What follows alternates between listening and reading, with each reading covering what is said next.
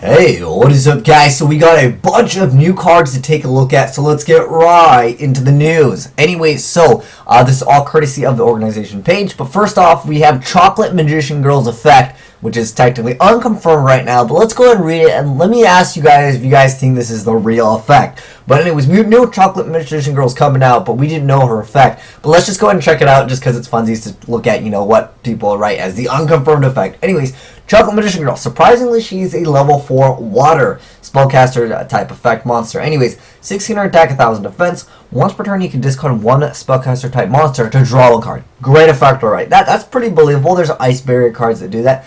Second effect is where it gets crazy. Once per turn, if this card is targeted for an attack, you can target one spellcaster type monster in your graveyard, except for Chocolate Magician Girl, special summon that. And if you change the target of that attack to that monster, then half the attacking monster, it says, we must stress that it's unconfirmed effect. Alright.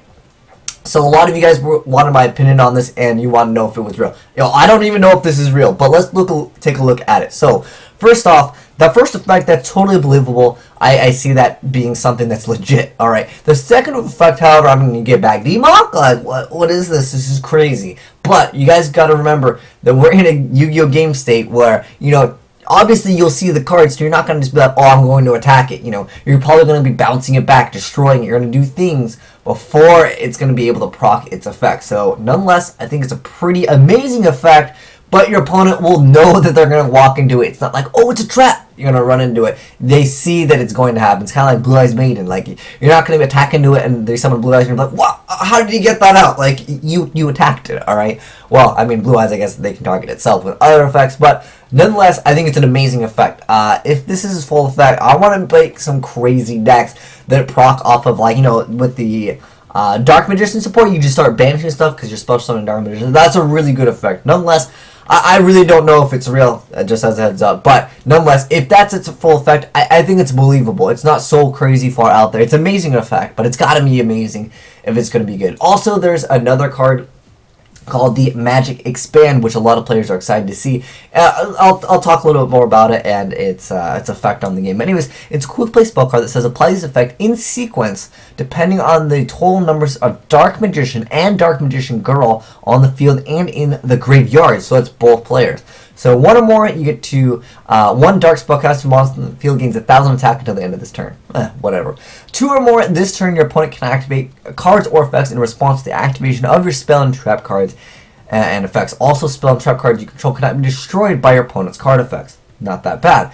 Three or more, all Dark Spellcaster type monsters you control are unaffected by your opponent's card effects until the end of the turn. So, that counts them in the graveyard. So if it had to have been just on the field, then at that point, all you could do is you could just you'd go for your monsters, and then they get completely wrecked by Solemns or any other back row, right? But it counts them in the graveyard. So I feel like this card has a little bit of potential because you get to gain a bunch of different effects. Obviously, if you want to get this effect, you're going to have one Dark Spellcaster type monster in the field, but that's just one. And I feel like this card, it's a pretty decent card if you want to maybe try to go for an OTK.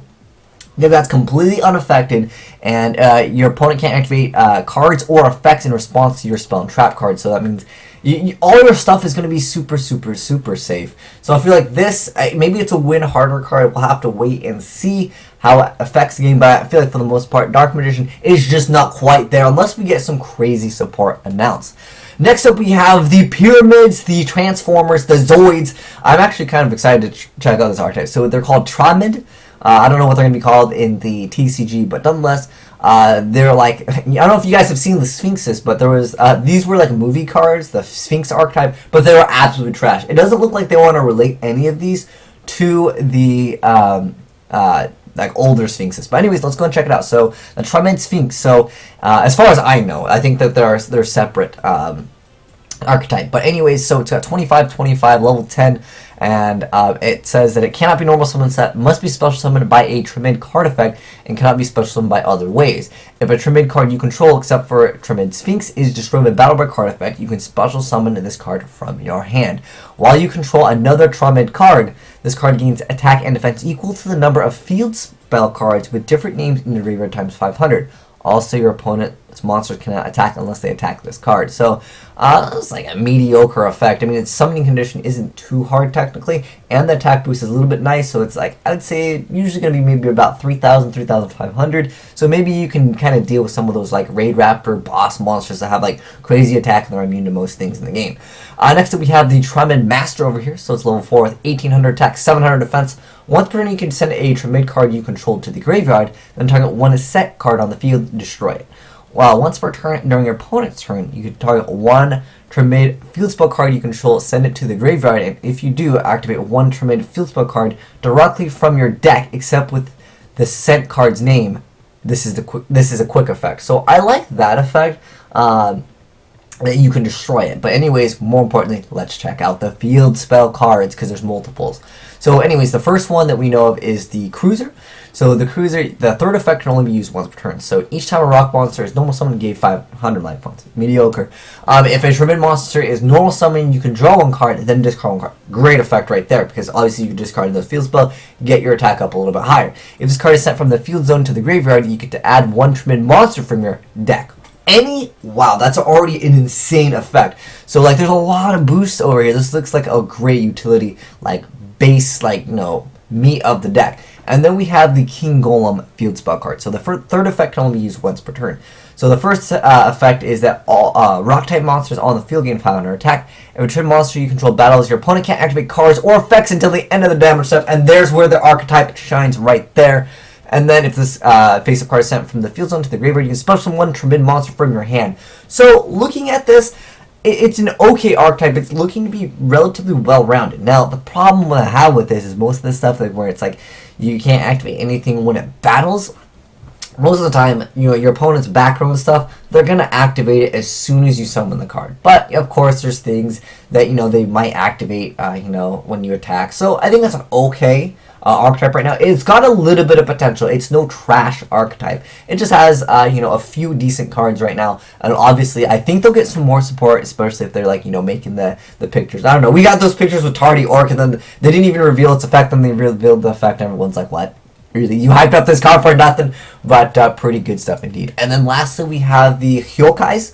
So, not the Hermit Yokais. These are the Yokais. I know, right? Anyway, so the promo we reported about a while back is finally more or less revealed. So this is the Ryusu Yokai Kiduja Meteor Yokai Device Duja. 1600 attack, 600 defense. If this card is normal or special summon, you can send one Yokai card from your deck to the graveyard. And then once per turn, during either player's turn, if a monster was sent to your graveyard during this turn, you can activate this effect. This card gains 200 attack for each different monster in your graveyard until the end of this turn. So I was thinking that you could maybe abuse this with, like, you know, people have been doing, like, well, people used to do Curry Bandit or, like, Magical Merchant. So I really want to know what other ways we can abuse this Yokai Device Juja card.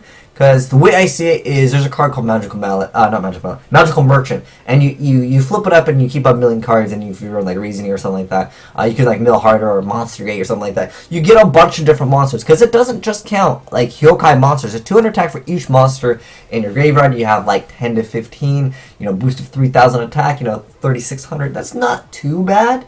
And then on top of that, you can send another one, so then that's another 200. So I don't really know much about the Yokai archetype. If you guys want to maybe give me that, like, well, I don't know what Yokai means in Japanese. Maybe we can try to decipher that and see what we can do with the archetype. But I think it's an okay card. It's too early to talk about this archetype. But as far as the Tremid cards, guys, let me know if there's any cards that you think can work with this, because I know that there's a card called like Dark Coffin. I believe, or something Coffin, I believe is what it's called, because there's a card that has the effect of that you can target one, this one targets one Tremid field spell card. Wait, hold on. Here we go. You can send one Tremid card you control the graveyard, then target one set card in the field and destroy it. There's a few cards that actually revolve around being destroyed while they are set, so let me know. I think it's like Dark Coffin or something. I remember Scraps were playing it at one point. It's like your opponent like goes -1 or something like that. So let me know what we can use with this card that like target, like what monster gets an effect when they're set, or because it just says one set card on the field. That could be yours or your opponent's. But I want to see if we can like try to think of more cheeky combos. Like I said, like there's cards that get effects when they're destroyed face down. Some get only an effect when your opponent destroys them.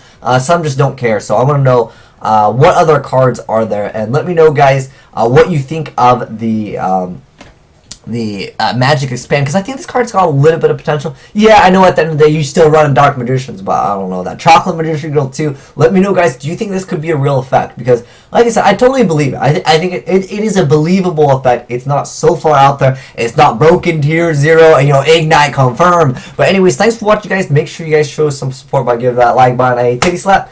And it's been your boy, Will Smith, signing out.